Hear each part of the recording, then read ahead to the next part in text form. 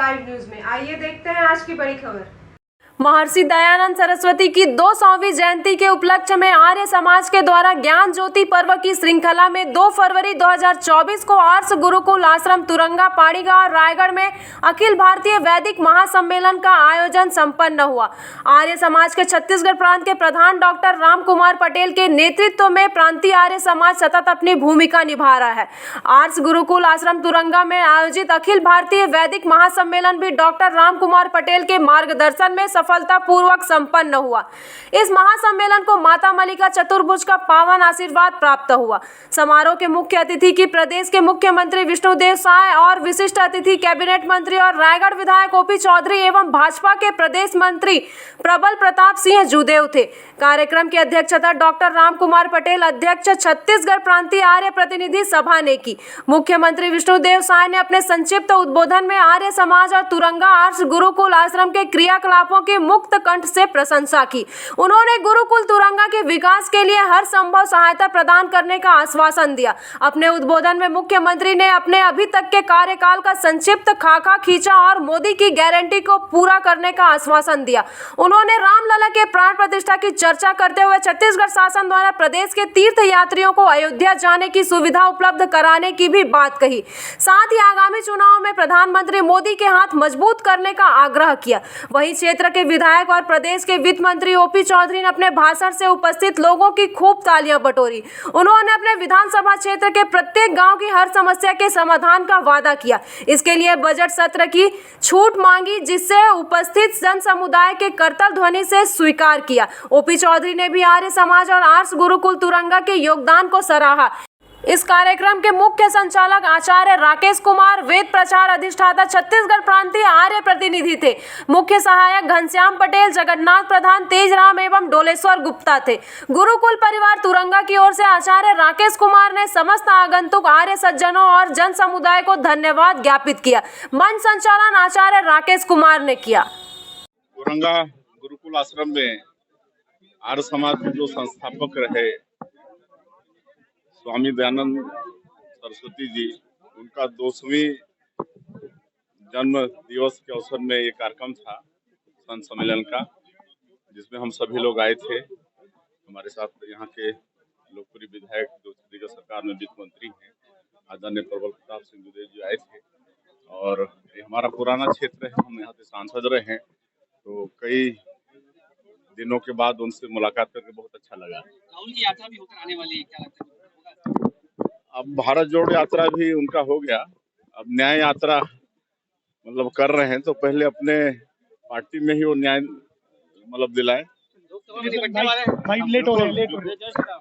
छत्तीसगढ़ प्रतिनिधि सभा के प्रधान के पद पर रह करके आज के कार्यक्रम की अध्यक्षता मैंने किया और छत्तीसगढ़ प्रांत में महर्षि दयानंद सरस्वती की 200वीं जयंती हम लोग 5 संभाग हमारे छत्तीसगढ़ में हम लोग किए हैं।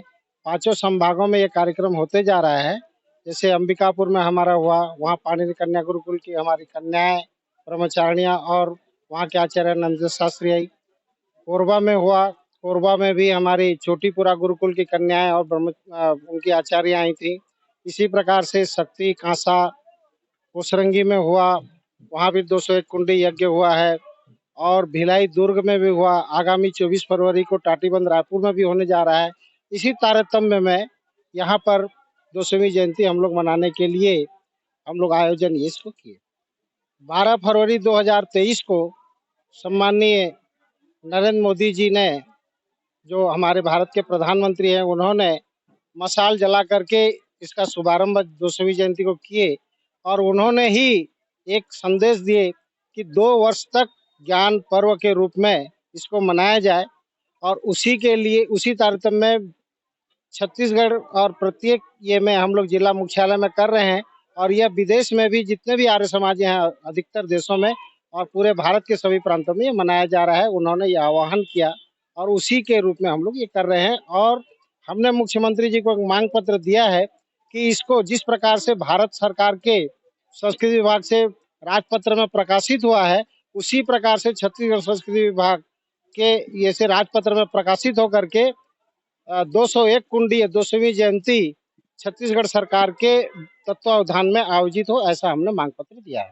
टंकारा में छत्तीसगढ़ की तरफ से क्या व्यवस्था की जा रही टंकारा में हमारे छत्तीसगढ़ से जो भी जा रहे हैं, खासकर रायगढ़ और अंबिकापुर और बिलासपुर संभाग से जितने भी यहाँ से वहाँ जा रहे हैं हमारे आर्य समाज के बंधु लोग, भाई लोग, उन सब के लिए हमने प्रत्येक व्यक्ति के लिए 1500 रुपया देने की घोषणा की है सभा की तरफ से। देखिए, आज का आयोजन वैदिक धर्म के प्रबल समर्थक स्वामी दयानंद सरस्वती जी को समर्पित था। स्वामी दयानंद सरस्वती जी की 200वीं जयंती इसी 12 फरवरी को हम मनाने जा रहे हैं। तो उस उपलक्ष्य में आज वैदिक महासम्मेलन यहाँ आयोजित था, जिसमें माननीय मुख्यमंत्री जी स्वामी दयानंद जी को अपनी श्रद्धांजलि अर्पित करने के लिए शरीक हुए थे। देखिए, मांगे स्वाभाविक है, हमने ऋषि दयानंद को लेकर के कई प्रकार की मांगे की हैं। इसके अलावा आश्रम के उन्नयन के और विकास के लिए बात कही है।